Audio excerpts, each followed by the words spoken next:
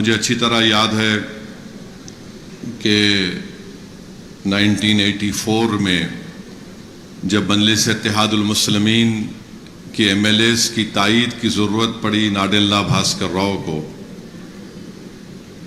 تو میں آپ کو یہ بتانا ضروری سمجھتا ہوں کہ ہمارے ملک میں بہت سے اسکالرز ہیں، تھنک ٹینکس ہیں، پی ایچ ڈی ہولڈرز ہیں جو بہت کچھ لکھے ہیں مسلمانوں کی پسماندگی کے بارے میں، مگر ایک بات آپ کو سمجھانا چاہوں گا کہ کسی بھی قوم کے مستقبل کو اگر اچھا کرنا ہے تو اس لیڈر اور قائد کے پاس ایک وقت آتا ہے، اور اگر اس لیڈر اور قائد میں یا اسٹیٹسمین اگر ہے اور اللہ ان کو توفیق دیتا ہے، اہل دل کی دعائیں ان کے ساتھ ہوتی ہیں، تو وہ ایک فیصلہ اس قوم کے مستقبل کو طے کرتا ہے۔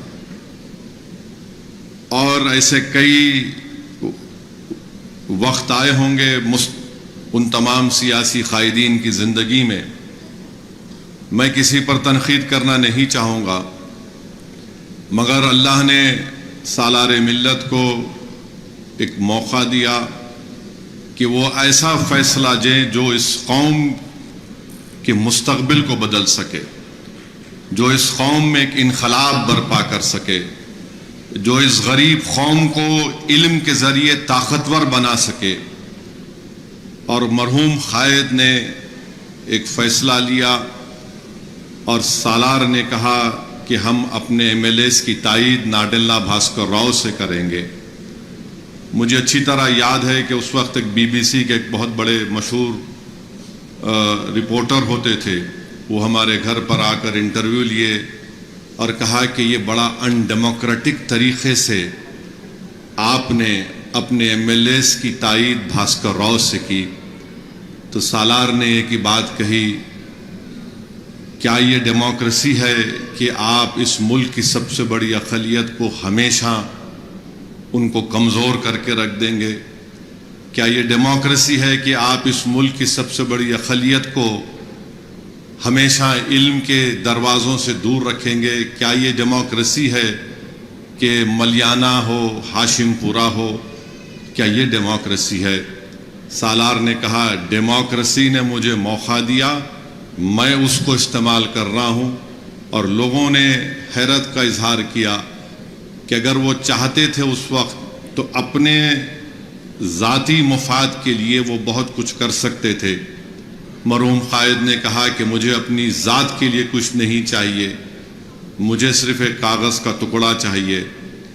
اور آرٹیکل 30 جو کانسٹیٹیوشن میں ہے، ہمارے آئین میں، جو ایک فنڈامنٹل رائٹ ہے، مرحوم قائد نے اس کے تحت ناڈیلا بھاسکر راؤ کی حکومت سے اس وقت کے آندھرا پردیش کے مسلمانوں کے لیے سالار نے کہا کہ میں ایک میڈیکل اور انجینئرنگ کالج کھولوں گا۔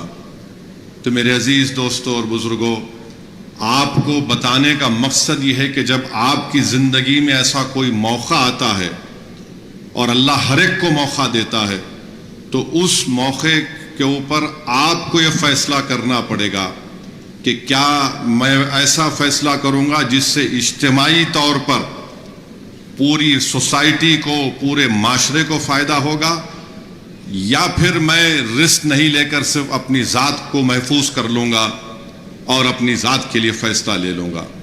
سالار نے فیصلہ لیا۔ ہنسنے والوں نے بڑے مذاق بنائے مرحوم قائد کے کہ یہ شخص ہے جو جذباتی تقاریر کرتا ہے۔ تو آپ کو بتا رہا ہوں کہ یہ جذباتی تقریر کا جو تمغہ مجھے اور اکبر کو لگتا ہے ہم سے نہیں شروع ہوا، یہ اس زمانے سے ہمارے چاہنے والے جو ہم کو بہت زیادہ چاہتے ہیں، ہمارے بیوی سے زیادہ، وہ ہم کو الزام لگاتی ہے جذباتی تقاریر کرتے ہیں۔ مگر سالار ہمیشہ یہ کہتے تھے، شاید اکبر اور صاحب اور حاجی میں اگری کریں گے، کہ اللہ جو ہے منزل منچلوں کو دے دیتا ہے، عقل مند سوچتے رہتا ہے منزل کے بارے میں۔ تو سالار نے وہ اقدام اٹھایا اور کاغذ کا ٹکڑا لیا اور لوگ یقین نہیں کرتے تھے. جو حیدرآباد میں اس وقت ایک ایلیٹ سوسائٹی تھی, ایک ایلیٹ گروپ تھا, آج بھی ہے وہ لوگ. تو ان کے پاس ایک میٹنگ ہوئی, میں بھی سالار کے ساتھ اس میٹنگ میں, بہرحال ایک لنچ تھا.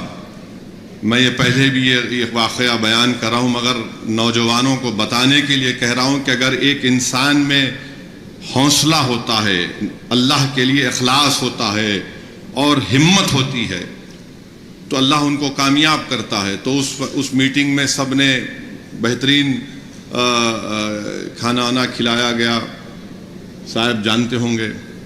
تو کھانا نہ کھانے کے بعد ظاہر ہے ہمارے پاس بہت شوق ہے تعریف کرنے کی, کیا بریانی کھلائے آپ. تو خیر بریانی ہو گئی. اس کے بعد سب نے کہا کہ دیکھیے صلاح الدین اویسی صاحب, آپ زیادہ پڑھے لکھے نہیں ہیں, آپ یہ نہیں چلا سکتے اس کو, یہ ہم کو دے دو, ہم پڑھے لکھے ہیں اور ہم اس کو چلائیں گے. تو سالار سنتے کہ نہیں, آپ بولیے بولیے.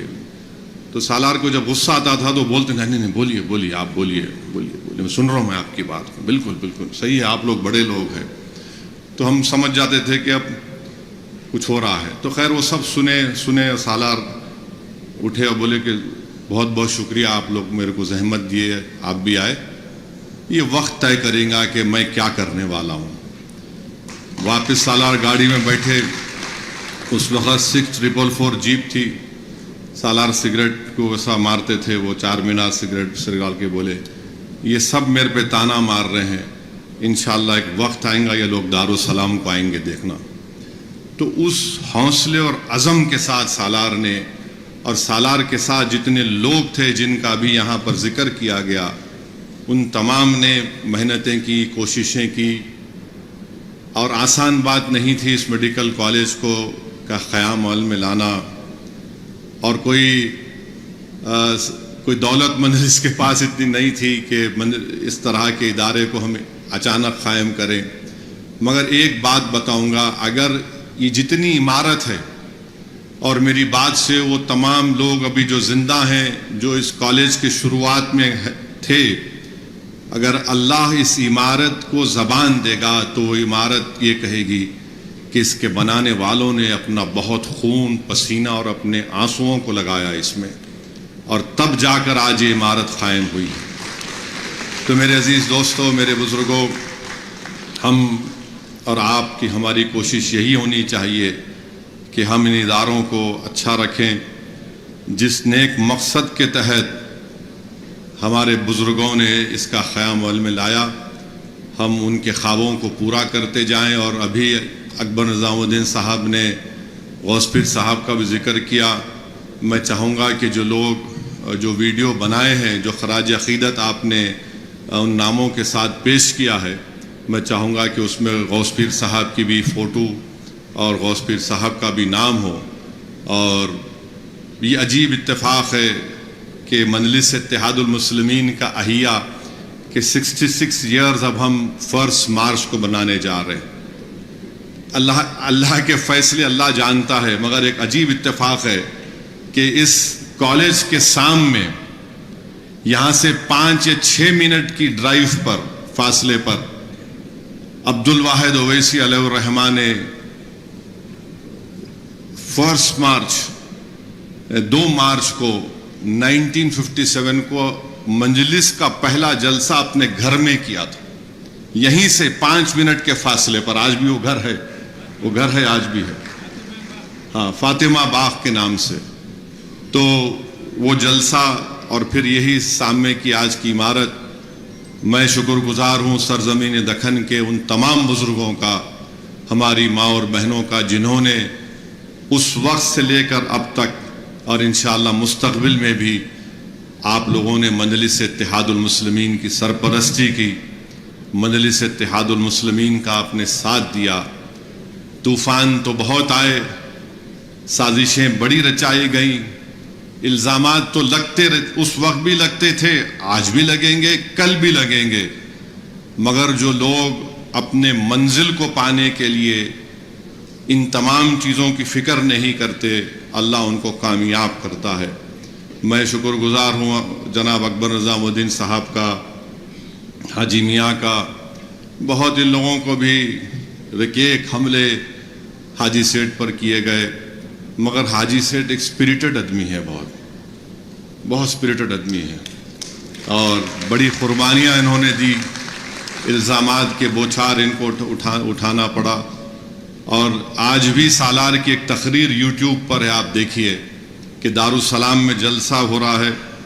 मरहूम आगा दाऊद साहब क़िबला रहमतुल्लाह अलैह बैठे और सालार की खुशी का आलम यह है, वो कागज़ दिखा रहे थे कि मेरे पास ये कागज़, मैं सुप्रीम कोर्ट से ये जियो था या जजमेंट था।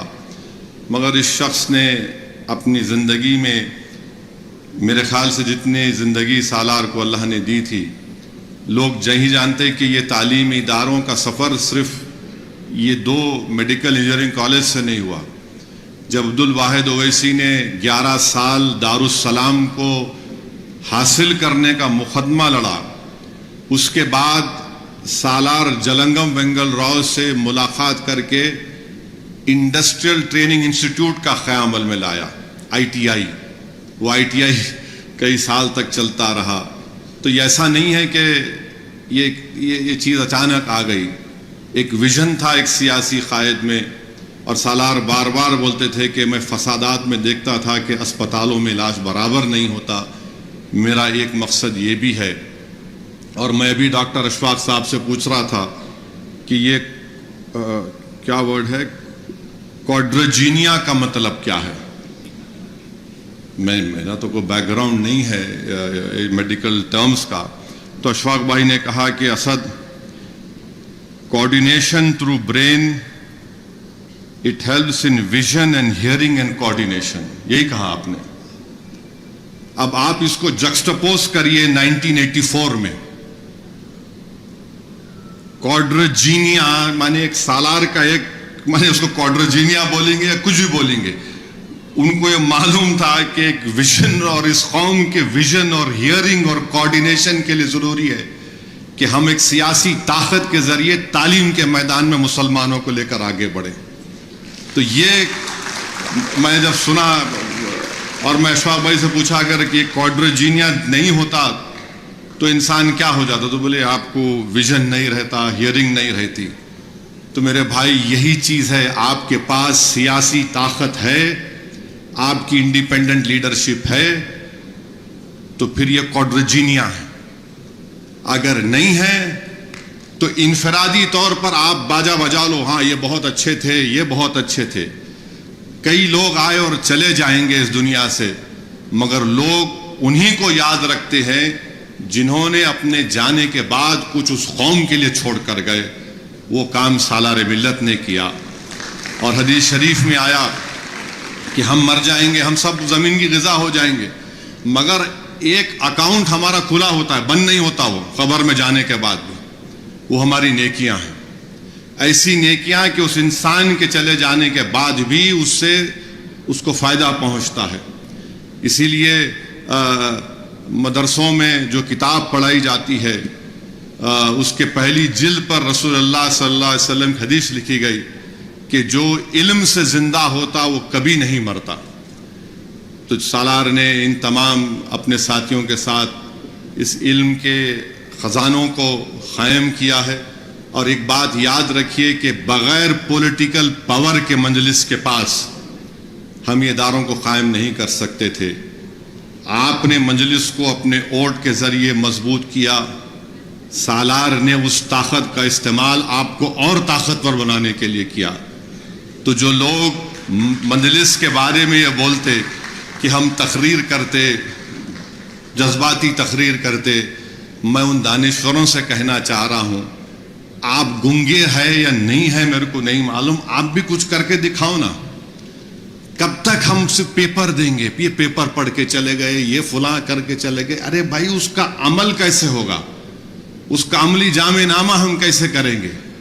कितने हम लोग खाली सुनते रहेंगे, ये बोले वो बोले, उसको वो ख्वाब सालार ने उसको पूरा किया। और ये जितने भी लोग यहाँ बैठे हुए हैं, बशमुल अहमद पाशा कादरी, अकबर निज़ामुद्दीन साहब, गौस पीर साहब, इनका मेडिकल फील्ड से कोई ताल्लुक ही नहीं है, दूर दूर तक कोई ताल्लुक नहीं मेडिकल फील्ड से।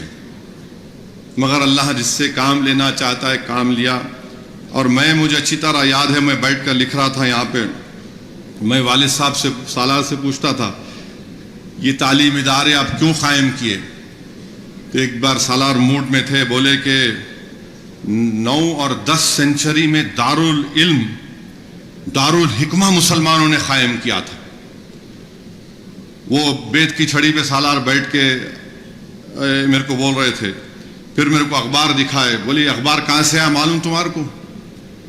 بولا بابا کہاں سے آیا اخبار؟ یہ بولے یہ چائنیز کے پاس ایک سیکرٹ تھی اخبار کی، جنگ تلاش ہوئی تو چائنیز لوگ اس میں قیدی ہوئے، تو مسلمانوں نے ان سے علم حاصل کیا اور سمرقند میں اور بغداد میں اخباروں کی فیکٹری کھولی.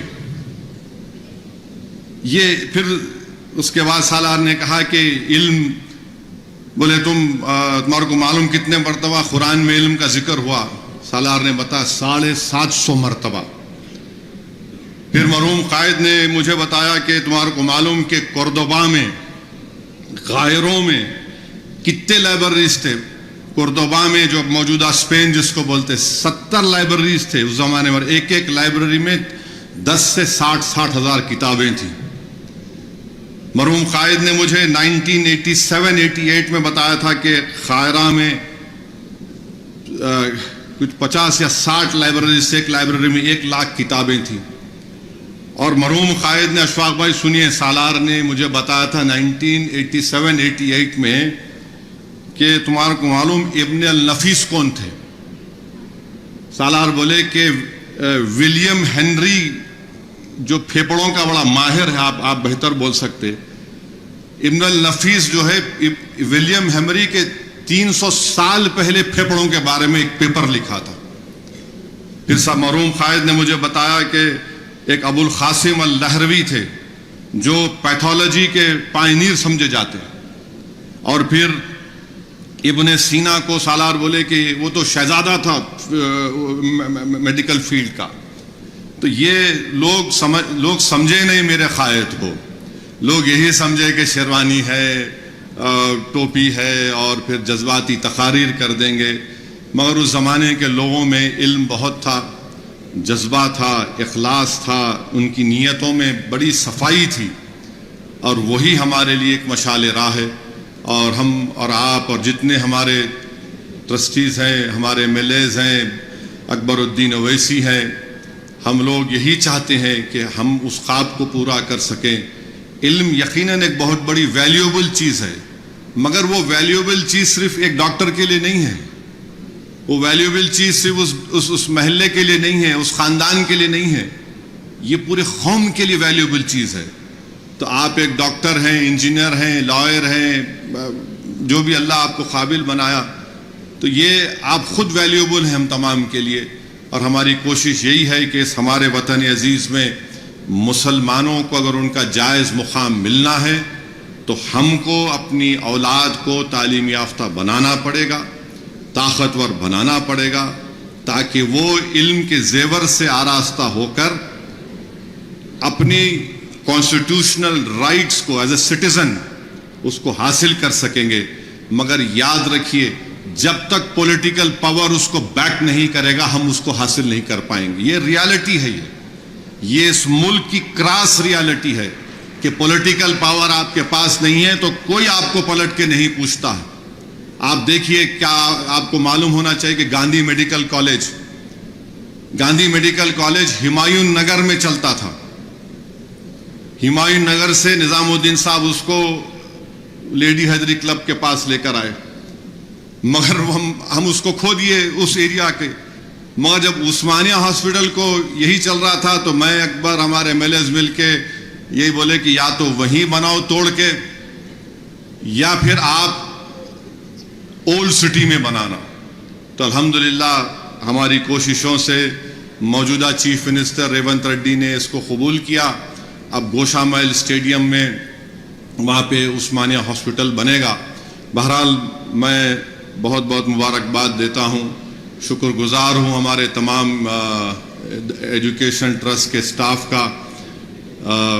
میرے خیال سے ہم لوگ نے تمام لوگوں کا نام لیا، اللہ ہمارے نادر صاحب کو بھی خوش رکھے جو ہمارے ایڈمیشن سیل میں بڑی ہی قربانیاں دیے، بڑے تکالیف انہوں نے اٹھایا ہے۔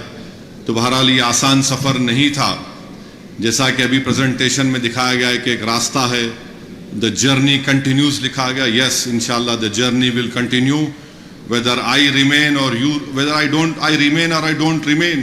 This journey has to continue. There is no end to this journey. This journey will only end when the world ends. That is what it is. This is the reality. This is what has been taught to us. This is what we firmly believe, that for a community to rise up and to shake up the whole country, you have to have a political leadership and you have to have a strong educational background. Alhamdulillah 5000 doctor Deccan medical college سے doctor بن کے نکلے ہیں. تو یہ صرف مسلمانوں کے لیے نہیں، بھارت کی کامیابی ہے. اگر 5000 ڈاکٹر نہیں ہوتے تو آپ بتائیے کیا حال ہوتا. اور الحمدللہ یہ ڈاکٹرز نارتھ امریکہ میں بھی ہے، یورپ میں بھی ہے، گلف میں بھی ہے. اور ماشاءاللہ جب ان کی قربانیوں کی داستانیں ہم سنتے ہیں تو ایک قلبی سکون بھی ملتا ہے. ان کے لیے دعا کے لیے ہاتھ بھی اٹھتے ہیں کہ کوئی ڈیکن میڈیکل کالج کے ڈاکٹرز بنگلہ دیش میں جا کر وہ روہنگیا کیمپ میں کام کر رہے ہیں. کوئی مجھے بتایا گیا کہ کوئی غزہ میں بھی گئے، غزہ میں بھی جا کر وہ لوگ خاموشی سے کام کر کے آئے. میں معافی چاہتا ہوں، میں یہ بول رہا ہوں مگر مجھ سے کہا گیا تھا کہ آپ ذکر مت کریے، میں ان کا نام نہیں لینا چاہتا. وہ غزہ میں بھی گئے، وہاں پر بھی کام کیے، اور کام کیسا کیے کہ ان کی فیملی ان کو بول رہی واپس آ جاؤ. وہ وہاں پر بولے 8 دن کے لیے جا رہا ہوں، پھر اس کو بڑھاتے مہینہ 2 مہینہ روک وہاں پر ہے. بہرحال ایک جذبہ ہے اور آپ تمام کو مبارکباد، اور ہمارے اکبر الدین اویسی صاحب کو بھی مبارکباد، اور آپ تمام کو انشاءاللہ تعالی اللہ ہم سے یہ نیک کام لے رہا ہے اور انشاءاللہ تعالی یہ نیک کام آگے بڑھتا رہے گا. اور آپ جتنے ہمارے لوگ جو باہر ہیں، میری آپ سے ایک گزارش ہے کہ آپ دعا بھی کریے آپ کے اس کالج کے لیے. اور جس طریقے سے بھی آپ ڈیکن میڈیکل کالج کو مضبوط کرنا چاہتے ہیں، میں بحیثیت چیئرمین اپنے ٹرسٹیز کے موجودگی میں کہہ رہا ہوں کہ ہمارا دل کھلا ہے. ہمارا ایک ہی مقصد ہے کہ جب ہم اس زمین میں چلے جائیں گے، یہ اطمینان کے ساتھ ہم اس دنیا سے جائیں کہ ادارے پھل پھول رہے ہیں. تو آپ آئیے، یہ آپ کا ادارہ ہے، ہمارا نہیں ہے، کسی خاندان کا نہیں ہے. میں ڈس ایگری کرتا ہوں، جو اسی فیملی کا کچھ نہیں ہے. اللہ ہم سے کام لے رہا، ہم کام کر رہے ہیں. جب تک اخلاص رہے گا اللہ ہم سے کام لیتا رہے گا. اور یقیناً مجھے یقین ہے کہ انشاءاللہ ہم اخلاص کی بنیاد پر، ہمارے بزرگوں نے اس کام کو شروع کیا تھا، اخلاص کی بنیاد پر یہ کام چلتا رہے گا.